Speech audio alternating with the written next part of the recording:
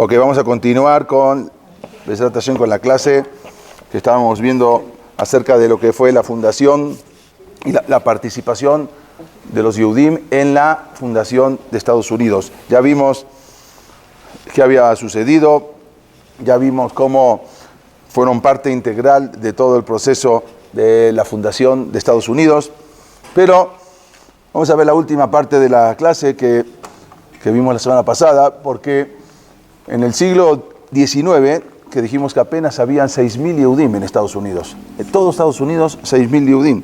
Pero, porque las noticias que llegaban a Europa era que sí, había una libertad, pero también se iban a perder los hijos. ¿Por qué? Porque era una libertad completa y los primeros, los que habían llegado, los primeros que habían llegado a Estados Unidos, aparte de los sefaradín que hablamos ya en 1654, que formaron su comunidad que todavía existe, pero llegaron los ashkenazim. Los ashkenazim que llegaban eran de Alemania, que eran los más asimilados, eran los de la Ascalá.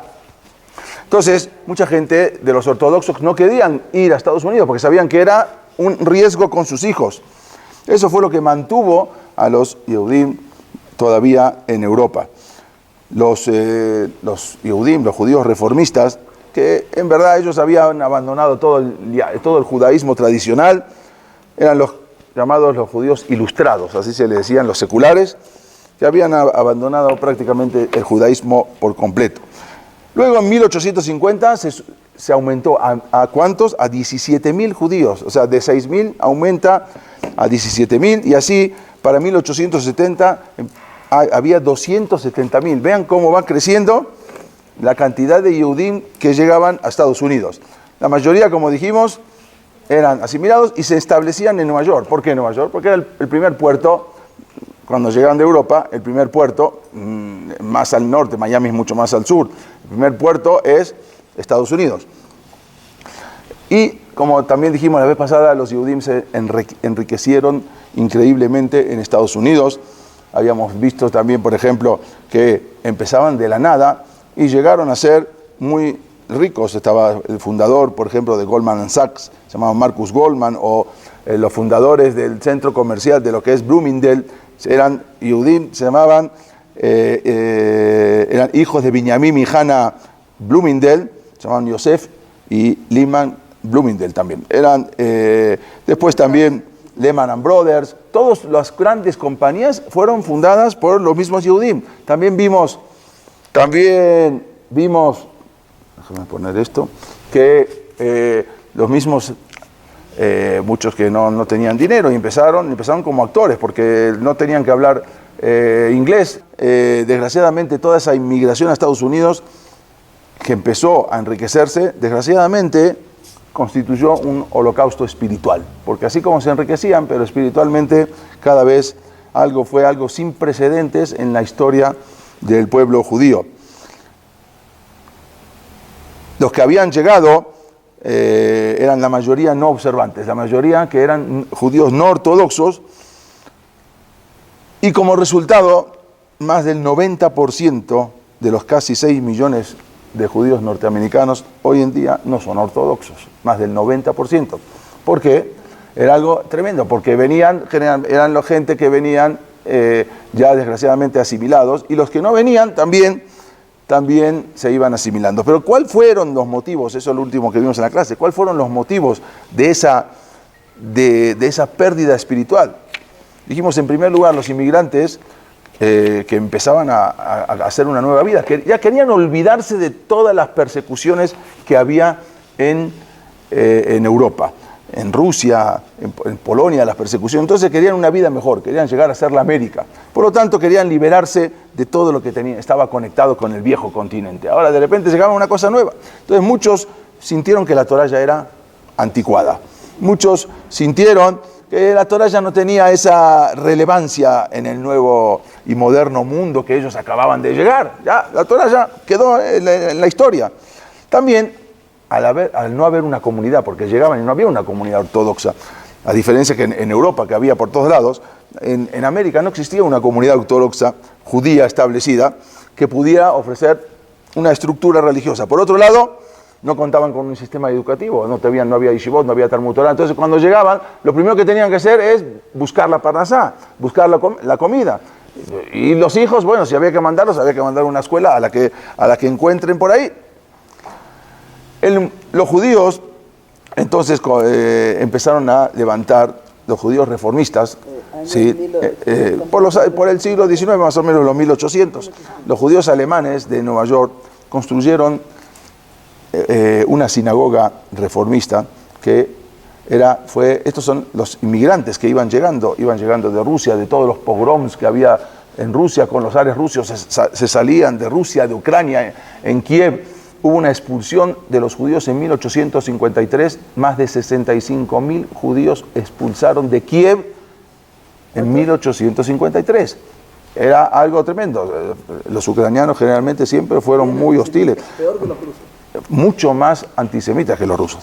Bueno, entonces para 1800 en Estados Unidos, más o menos para los 1800, para lo que es el siglo XIX, ya había 200 sinagogas en Estados Unidos, pero el 90% eran reformistas, de las 200 sinagogas que había en Estados Unidos, ya que eran, como dijimos, los alemanes que iban llegando a Estados Unidos, que algunos habían llegado ortodoxos, pero luego se fueron asimilando, como dijimos Marcus Goldman, o por ejemplo Joseph Liman también de Bloomingdale, los hijos al final terminan asimilados. Como dijimos, vean acá el padre de los dueños de Bloomingdale, cómo venían religiosos, ortodoxos, y luego al final se terminan todos asimilando. Desgraciadamente la riqueza que empezaron a tener los llevó por otros caminos.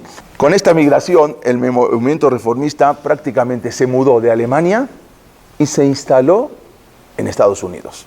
O sea, ya fue un movimiento que todo ese movimiento grande reformista que había en Alemania se muda para Estados Unidos. Y por lo tanto, la ideología de ellos fue descrita en el año 1885 en una convención de líderes reformistas en Pittsburgh. Y así escribieron: ya no nos consideramos una nación, sino una comunidad religiosa, por lo que no anhelamos, o sea, una comunidad religiosa. Tenemos una religión que no quiere decir ortodoxo, religión judía. No somos una nación, por lo que no anhelamos ni un regreso a Palestina, en ese momento se llamaba Palestina, ni una adoración mediante sacrificios realizados por los hijos de Aarón. No nos interesa el Bet HaMikdash, no nos interesan cuando vengan que digan que se va a construir el Bet HaMikdash, los korbanot. Tampoco nos interesa la restauración de ninguna de las leyes referente al Estado judío. No queremos, esta es nuestra Jerusalén, y aquí llegamos. El fundador de todo este movimiento, esto es lo que le dije, lo que vimos la semana pasada, también con todos estos actores que llegaban, bueno, esto lo vimos, lo voy a pasar, también esto de los famosos, los tres chiflados, que eran todos, por ejemplo, el famoso era Moshe ben Shelomó Natán Levi Horowitz, eran hijos de Jajamim, hijos de grandes atiquim. Bueno, al final empezaron, buscaron teatro o buscaron riqueza. Miren, estos son los nombres de cada uno de todos, cómo empezaban ellos los tres, todos eran judíos, claro que sí, los vimos acá los tres. Había uno que lo reemplazaba cuando faltaba el otro, Natán Levi Horowitz, no quedó nada, los hijos, los bisnietos.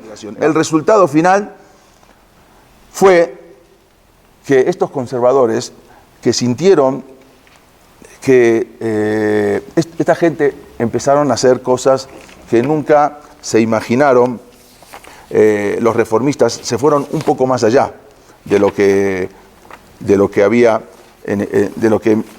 hecho en Alemania. Todavía dieron un paso más a todo esto que había sucedido. ¿Y qué pasó?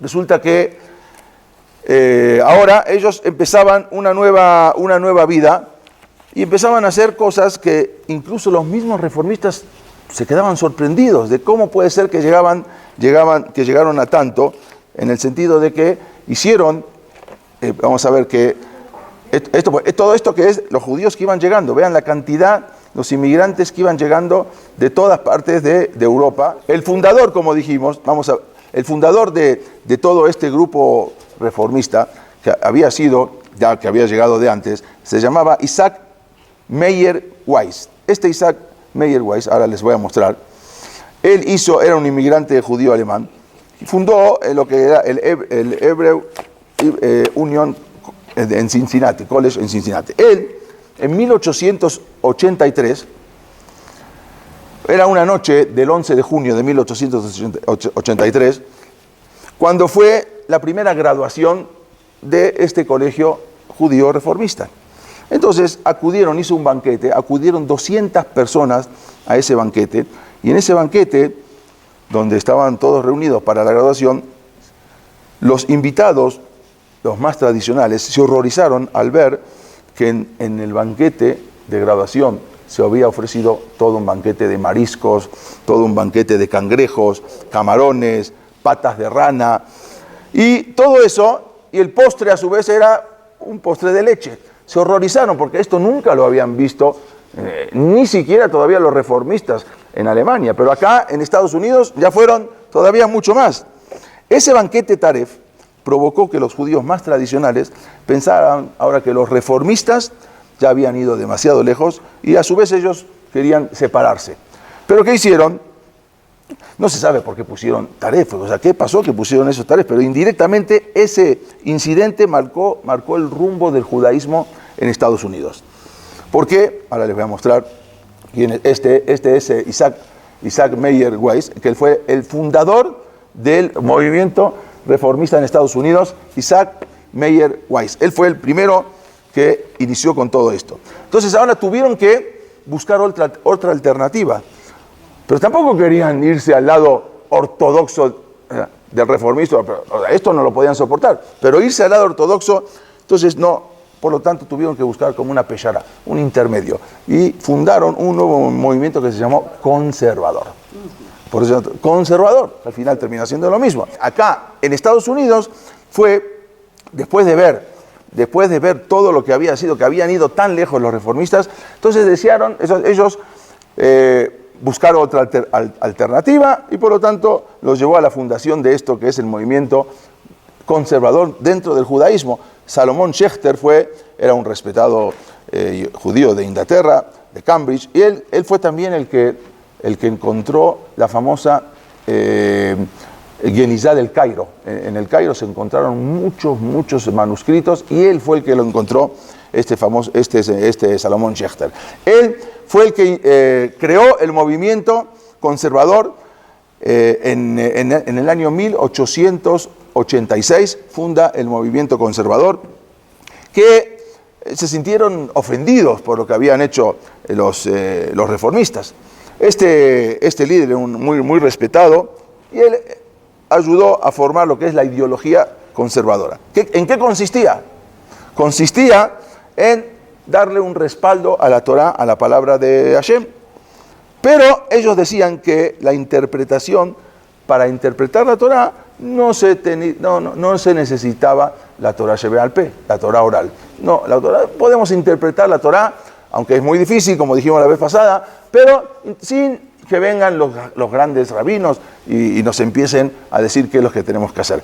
Prácticamente era lo mismo. Al final terminó exactamente lo mismo, conservador, y hay unas cosas de diferencia, pero en sí es casi lo mismo. Ellos, al final, como dijimos, prácticamente es lo mismo. Habíamos comentado también la semana pasada que cuando llegaban incluso la gente ortodoxa, la poca gente ortodoxa que iba llegando a Estados Unidos, no eran muchos porque muchos sabían que se iban a perder sus hijos,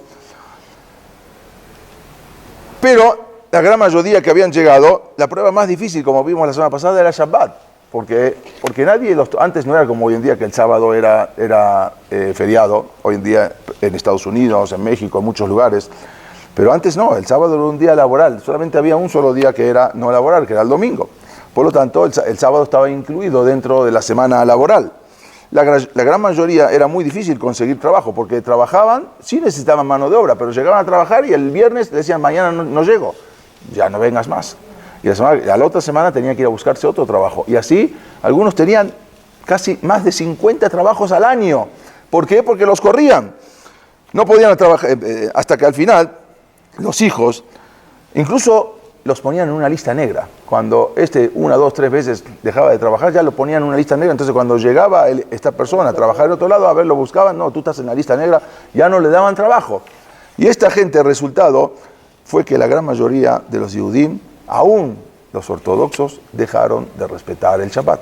Aún los ortodoxos. Los otros ya no respetaban el Shabbat. Al principio optaban por trabajar, ni modo, era pikuach nefesh, decían, tenemos que sobrevivir. Optaban por trabajar en Shabbat. Con gran renuencia, pero optaban por trabajar. Pero con el tiempo se fueron acostumbrando a la situación.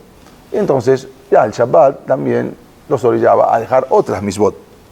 Como había dicho el Rav Moshe Feinstein en una ocasión, que cuando los padres perdían un trabajo a causa de observar el día de Shabbat, llegaban tristes a sus casas y se quejaban con sus familiares lo difícil que era ser un judío ortodoxo. O sea, qué difícil que es. En lugar de transmitirles a sus hijos con fervor esa misbah de no trabajar en Shabbat, la misbah es una obligación, pero no ellos les mostraban que era muy difícil vivir apegados a la Torá. Ellos tenían que haberle dicho que todo eso, estar apegados a la Torá, supera todo dificultades. Pero no transmitieron eso a sus hijos. Esto provocó entonces que aún las familias observantes vieran a sus hijos abandonando el camino de la Torá, porque no querían sufrir lo mismo que ya habían sufrido sus papás. Entonces, una vez que dejaban de respetar Shabbat, al final el resto del Yahadut ya iba por el mismo destino y todos se iban alejando. Como dijo una vez el Rav Aaron Kotler, dijo que otro de los motivos fue porque priorizaron el trabajo dejando de lado el Yahadut, el judaísmo. Eso quedó en segundo plano. Lo primero era hacer dinero, lo que nunca podíamos hacer allá, porque allá eran muy pobres, en Rusia y todo. Una de las cosas también impresionantes que escuché, que dice que nunca las tefilot se van en vano. Las tefilot, los rezos, de repente pueden caer, ahora, de repente pueden caer más adelante, y a veces no tenemos el sejut que caiga en nuestra generación, pero cae en las demás generaciones. Y tanta tefilá, tantos rezos que habían hecho en Rusia y en Polonia, de los judíos que vivían en Shtetl, en los pueblitos, tanta tefilá habían hecho ellos para poder tener parnasá y poder ser ricos, que la tefilá no cayó en su generación, pero cayó en la generación siguiente y las que siguieron, que aunque ya dejaron todo la Torá, se hicieron muy ricos en Estados Unidos, por la tefilá que llegaron de sus padres. Esa misma historia se iba repitiendo casi en todos los hogares de Estados Unidos. De los que habían llegado siendo judíos ortodoxos, acabaron abandonando toda observancia religiosa después de su llegada. Y mientras los judíos abandonaban la Torá, el antisemitismo iba creciendo. Ya lo vimos varias veces, es algo natural que así puso Akadosh Baruj Hu para sobrevivir el pueblo judío. Mientras se iban asimilando, el antisemitismo iba creciendo en Estados Unidos. Entonces empezaron las dificultades, tanto espiritual como ideológicamente. Las comunidades judías estaban bajo constante ataque y comenzaban también a derrumbarse ante las agresiones. A veces ya que no querían tampoco, decían no, porque me están agrediendo por ser judío. Tenemos que saber una cosa, que Akadosh Baruj Hu creó algo para mantener al pueblo judío, que es un antídoto. El antídoto es el antídoto para la asimilación. Eso es generalmente cuando el odio, el antisemitismo, es un antídoto para lo que es la asimilación. Como dijo hace años un periodista español, que no era yehudí, dice, quienes más hacen por los judíos son los antisemitas que hacen que los judíos se mantengan unidos. Ahora lo vamos a ver también. Y así fue. Habían hecho cuando llegaron una vez en una ocasión lo habíamos dicho, cuando llegaron los reformistas a Estados Unidos, en una ocasión, esto pasó hace unos 25 años, en una ciudad, en Cincinnati, en Estados Unidos, quisieron hacer un reconocimiento, ¿sí? Un festejo, porque era los 100 años de la construcción de una sinagoga reformista. Entonces quisieron hacer una fiesta, y para festejar, entre todos los festejos, los preparativos, a un directivo se le ocurrió una idea. ¿Por qué no llamamos a los descendientes de los fundadores, seguramente los nietos, los bisnietos o quizás tataranietos, que figuraba en la placa principal del Bet Knesset. Vamos a llamarlos, quiénes son, no sabemos dónde están, quizás ni están en estado acá o que están en otras ciudades, seguramente para que vengan y a representar a sus fundadores. Desgraciadamente no encontraron a ninguno, pero no es una exageración, ni uno. Todos se asimilaron. No encontraron a ninguno, sin exagerar, no quedó ni un descendiente de esos fundadores de la sinagoga reformista. Esa verdaderamente no era la idea original. La idea original que habían tenido los fundadores reformistas de la sinagoga. Su idea solamente era cambiar algunas cosas. Por ejemplo, sentarse, quitar la mejillá, sentarse hombres y mujeres juntos, los rezos con un órgano, cambiar el sidur, el texto del sidur, hacer los rezos más cortos, más llevaderos. Pero nosotros la idea es seguir siendo judíos. Eso es lo que los fundadores habían pensado originalmente, pero desgraciadamente después de 100 años, todos sus descendientes terminaron siendo goim. Todos. Después de darse cuenta de lo que había pasado, los mismos directivos de ahí, de esa sinagoga, ellos mismos dijeron en una declaración que algo teníamos que hacer para ajustar este problema. No podemos. Entonces, ¿qué quiere decir? Que nosotros mismos, bueno, los descendientes también. Y los reformistas de esa sinagoga escribieron en una declaración lo siguiente: tenemos que empezar a cuidar el Shabbat y el Kashrut. Lo demás, no sé, pero el Shabbat y el Kashrut, por lo menos tenemos que empezar a cuidarlo. Se dieron cuenta de cuál había sido el resultado. Y ese era el lema de los masquilim, los iluministas, de los reformistas, que ellos decían: judío en tu casa y hombre en la calle. Así decían ellos. Pero de a poco, tampoco judío en la casa. Seguían así. La ilustración, todo eso, el iluminismo, los ilustrados decían, al final no trajo luz, como ellos pensaban. La escala es de luz, no, trajo mucha oscuridad. Pero entonces había también una parte, unos judíos ortodoxos que trataban de seguir adelante, peleando, dijimos, de 200 sinagogas, el 90% eran sinagogas reformistas. Había un rab que se llamaba Rabbi Henry Pereira Méndez, obvio, el nombre son porque eran descendientes de los portugueses. Fue el fundador, entonces ellos también se apartaron aún de lo que era el judaísmo conservador, porque dijeron, ni el conservador se habían separado, al principio era uno solo, se separaron, entonces quedó el reformista y el conservador. Pero dentro del conservador también vieron que seguían la misma línea, entonces se separaron. Y ahí empieza el movimiento de la Unión Ortodoxa, que después se conoce como la OU. Ahí exactamente empieza con este rabino, Rabbi Henry Pereira Méndez, que... Claro, al principio eran reformistas, o sea, vinieron con todo, cuando vieron eso, todo ese banquete que hicieron con todo Taref, entonces se separan y se hace el conservador. Pero luego pasan los años y se dan cuenta que dentro del movimiento conservador al final termina siendo lo mismo que el reformista. Entonces se separan y forman el movimiento ortodoxo, la Union Orthodox, la OU, la famosa OU, es la que forman estos, y ahí se separan también, entonces ya se hacen tres, la reformista, los conservadores y los ortodoxos. Como había dicho, lo que dijimos a Moshe Feinstein, había dicho que todo el Yahadut se fue perdiendo, el judaísmo, por lo que priorizaron otras cosas antes de que el judaísmo. Esto es lo que vimos antes, que el antisemitismo es parte de nuestro destino como judíos. Uno se queja a veces, bueno, el antisemitismo, ¿por qué? ¿Por qué no hay? A ver, hoy en día, todo lo que está pasando en Rusia, nadie fue acá a la embajada de Rusia a manifestarse como habían hecho solamente con los judíos, cuando pasó algo pequeño por defenderse de lo que había sucedido con los palestinos. Y nadie se fue a manifestar por todos lados, y nadie está diciendo estos rusos, no, nadie se olvida, y la masacre que están haciendo, nadie se acuerda. Pero de los judíos sí, siempre. Eso es parte integral de nuestro pacto con Hashem. Es el único mecanismo que permite a los judíos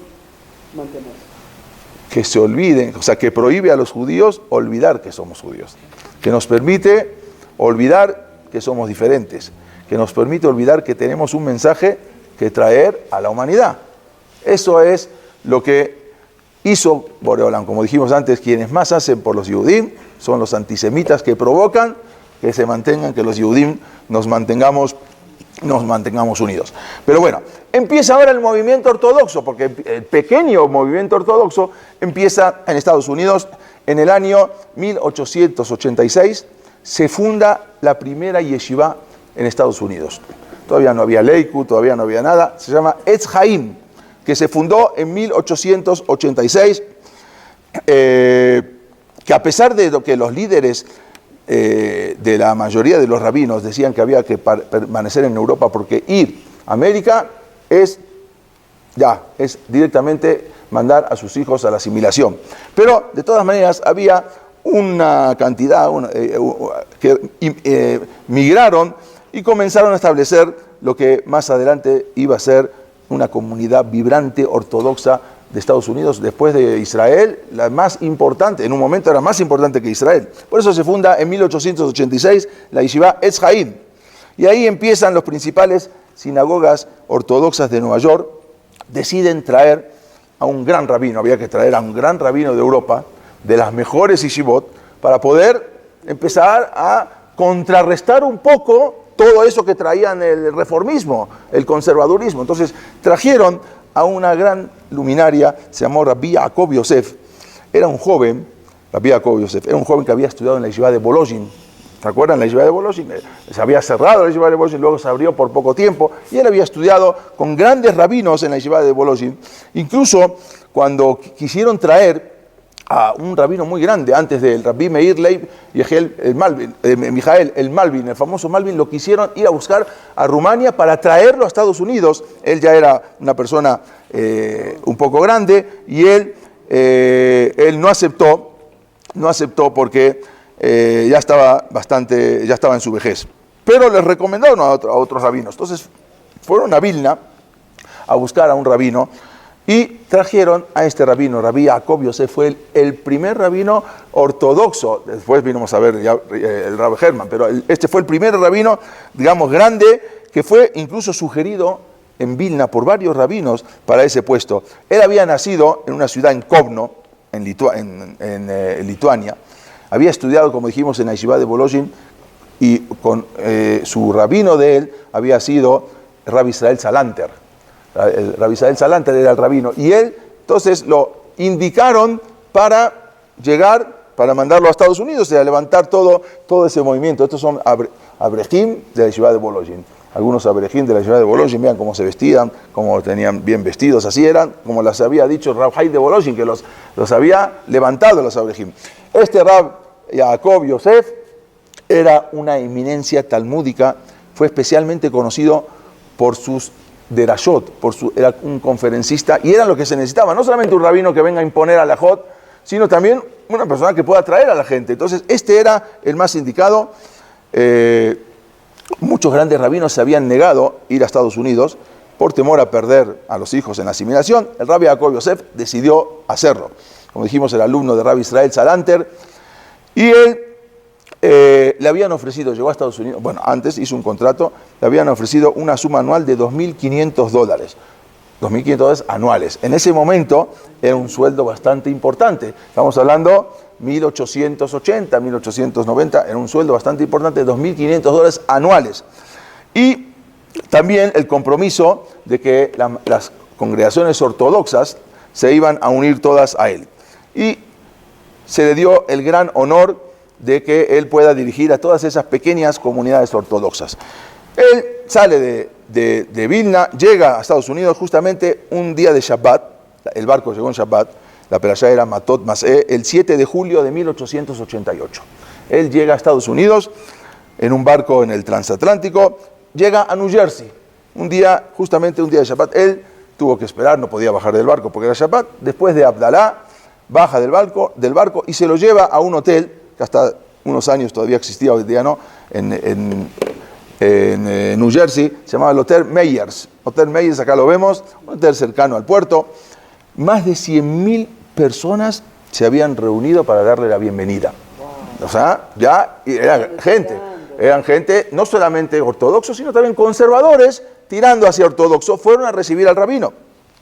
Incluso el New York Times describió la gran llegada y lo anunció, llegó un gran gigante eclesiástico, o sea, así lo llamaba, de la iglesia, pero no era. Bueno, el rabino Yosef dio su primer discurso público en Shabbat Nahamu, que era el Shabbat después de Tisha B'Av, un 28 de julio de 1888, se llama Bet Midrash Agadol, en el número 60 de la calle Norfolk, en Lower East Side, en Manhattan. Ahí se llenó todo a su capacidad, incluso la gente ya no entraba, tuvieron que a varias cuadras a la redonda para venir a escuchar a ese gran rabino, alumno del Rabbi Salen Salanter. Incluso fue necesaria la presencia de la policía porque el control ya era un descontrol de las multitudes.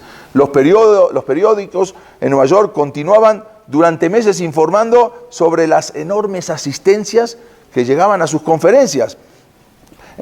Él daba conferencias en Shabbat, decenas de miles de asistentes. Sin embargo, empezó él a trabajar y empezó él tratando de arreglar algunas cosas, tratando de componer varias cosas que había que estaban mal. Entonces, este rabino apenas llegó a Nueva York, lo primero que empezó a ver era el kashrut. Empezó a revisar a los shohatim, a ver estos shohatim, unos que no servían, los reemplazó, no estaban muy calificados. También duplicó el número de shohatim certificados, les empezó a enseñar. Y se estableció una junta para la supervisión, para revisar también periódicamente los cuchillos que se utilizaban en el sacrificio ritual.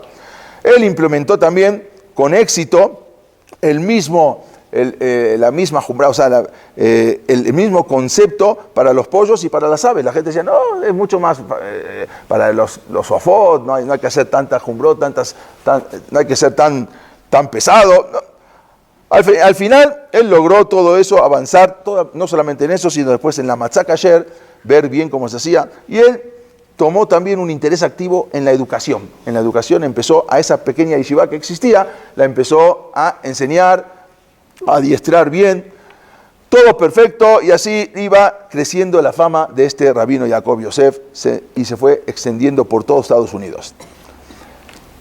Entonces, este rabino, incluso los reformistas, a todos los gerim le decían que era opcional hacerse Brit Milá. Él peleó contra los reformistas, contraatacó a los reformistas ese movimiento y promovió lo que era la importancia del Brit Milá. También habló mucho de todo el declive que había con el recato, con el Tzeniut. Él habló mucho y peleó mucho con toda esta gente, con la gente que ya veían como los demás, entonces veían lo que hacían los demás, y él luchó mucho con respecto a todo esto. Pero, desgraciadamente, como él empezó a ponerle algunos impuestos, empezó a aumentar la carne. Él aumentó la carne porque tenía que pagar los shohatim. ¿Pero cuánto le aumentó? 1 centavo. Y la gente, bueno, quizás antes era mucho, 1 centavo, yo no sé. Pero la gente y las amas de casa se empezaban a decir, ¿qué pasó? Este rabino empezó a aumentar la carne, los shohatim, pero él porque tenía que hacer las cosas bien. Y la gente se empezó ahora a quejarse y se empezaron a separar, porque él venía de Lituania, pero los polacos y los húngaros con los lituanos no se llevaban mucho. Y se abrieron los polacos y los húngaros en otra comunidad y fueron a traer otro rabino, se llamaba Rabbi Yoshua Segal, para abrirse de su comunidad, y ahí entonces fue el problema que empezó su decadencia.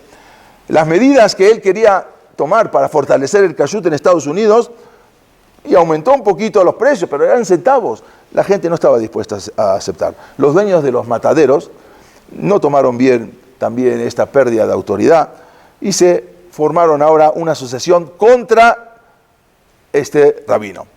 El rabino entonces empezó a ser calumniado, empezó a ser agredido a diario, tanto personas religiosas que se habían apartado de él como antirreligiosas.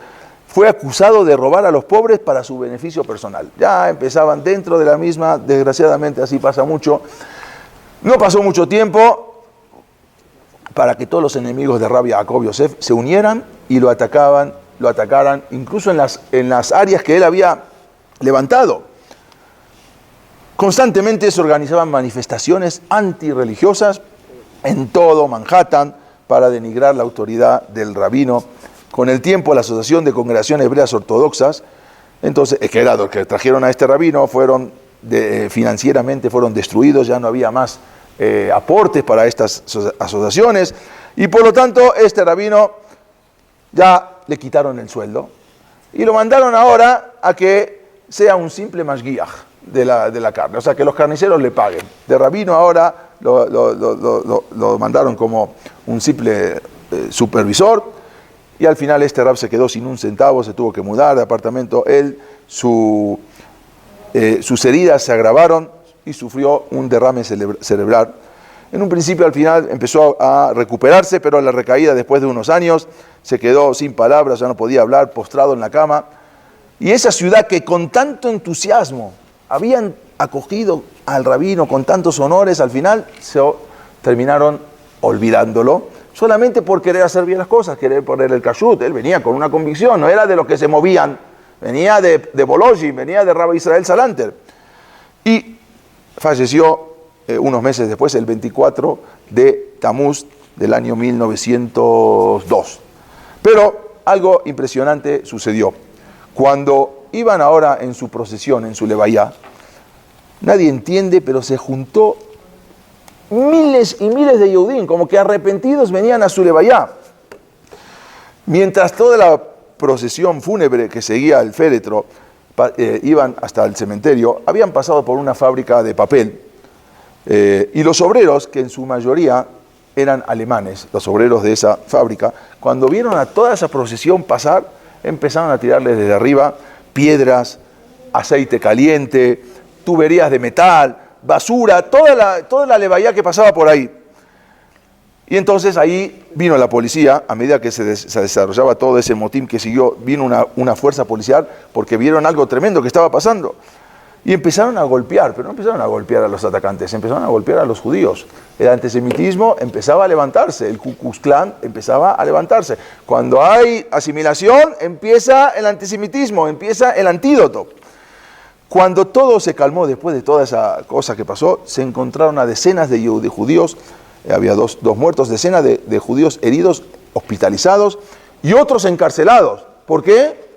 Por defenderse de lo que estaba pasando. Fue algo tremendo. A los agresores que trabajaban en esa fábrica, nada más le dieron un jalón de orejas y es todo lo que sucedió. Y eso fue lo que pasó. Esto es la levayá, esto es cuando fue todo, que venían la policía a castigar incluso desgraciadamente a los Yehudim. Sin embargo, Akadosh Baruj Hu nunca deja deudas por cobrar. Y por lo tanto, resulta que, ¿qué pasó? Resulta que 2 años después, era el 15 de junio del año 1904, había una pequeña comunidad alemana que esta era la iglesia de ellos, se llamaba St. Mark, era una iglesia alemana. Decidieron hacer a todos sus feligreses, decidieron mandarlos un día de campo, invitarlos a un día de campo, y ir en un barco a un día de campo. La mayoría de los feligreses de esta iglesia, o por no decir todos, eran obreros que trabajaban en esa fábrica, los mismos obreros que habían hecho todo ese problema. Y entonces ese día día de feriado, abordaron un barco que se llamaba el barco General Slocum, así se llamaba, para pasar un día en Long Island, un día de divertirse, un día para pasarla bien. Bueno, entonces el barco, todos invitaron y mucha gente se subió al barco de esta iglesia, y resulta que el barco, nadie sabe por qué, empezó a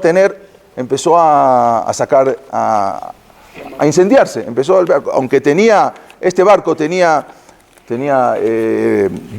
botes salvavidas que podían salvarse, pero no, empezó el capitán trató de llegar, porque era por la costa, entonces el capitán trató de avanzar más rápido para llegar hacia la costa para salvarse. Al final tenía miedo de una explosión. Ese barco empezó a avivar más y más el fuego. Esta es la embarcación del 15 de junio de 1904, cuando iban subiendo a la embarcación toda la comunidad de esta iglesia alemana, y se suben al barco. Y el barco luego, como dijimos, empezó a incendiarse. Fue algo tremendo el incendio en este barco, fue algo tremendo. Puros judíos alemanes, y la mayoría... No, obreros alemanes, no judíos. Obreros alemanes, que eran la mayoría de los que habían hecho todo ese problema a los judíos en la Levaya. Y el barco se empieza a incendiar. Los botes salvavidas aparentemente no estaban disponibles. El número de muertos llegó a 1021. Familias enteras se perdieron. Fue la peor tragedia de pérdida de vidas en la ciudad de Nueva York hasta el ataque de World Trade Center. O sea, no hubo, después de esto, no hubo una tragedia más grande que el 11 de septiembre del año 2001. 1021 personas, niños, grandes, adultos. Muchos de los que trabajaban en esa fábrica se murieron también, de los que habían hecho todo ese problema. Y en ese momento, cuando después de todo este problema recogían muertos por todos lados, cadáveres, hicieron una procesión impresionante, ahora la van a ver, cuando traían a todos estos cadáveres de lo que fue el Zóclum, cuando logró al final atracar en el puerto, y fue una procesión inmensa que llevaban a más de 1000 cadáveres.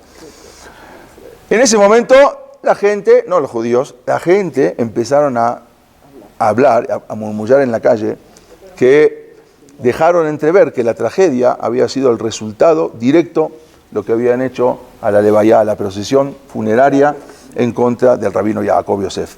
Sin embargo, los mismos judíos estuvieron entre los primeros en brindar asistencia, como siempre. De ellos fueron tratando de ayudarlos. En ese momento, los sobrevivientes ya después, todas las familias tenían muertos, muchos. Entonces, ya encontraron muy difícil seguir, estos son los periódicos de aquel momento, de toda la tragedia que había ocurrido con decía el holocausto del Tzlocum. Bueno, todavía no venía la Shoah.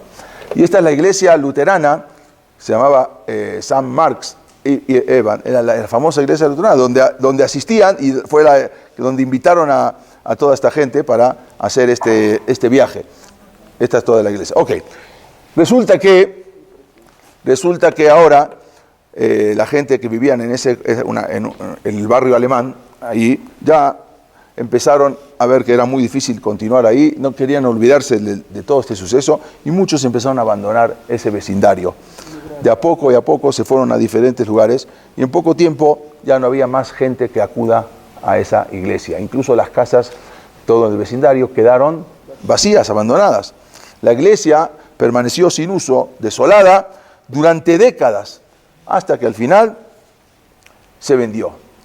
¿Y quién la compró? La compraron unos judíos e hicieron un Bet Knesset en esa misma sinagoga, y hasta hoy en día, ortodoxo, y hasta hoy en día hay minyan, Shachrit, Minjá y Arbit, hay estudios de Torah en la parte de arriba de Manhattan, y compraron la comunidad del edificio, esa iglesia de ladrillos rojos. Al final la comunidad compra la congregación en el año 1940, que hasta hoy en día, dijimos, sigue funcionando.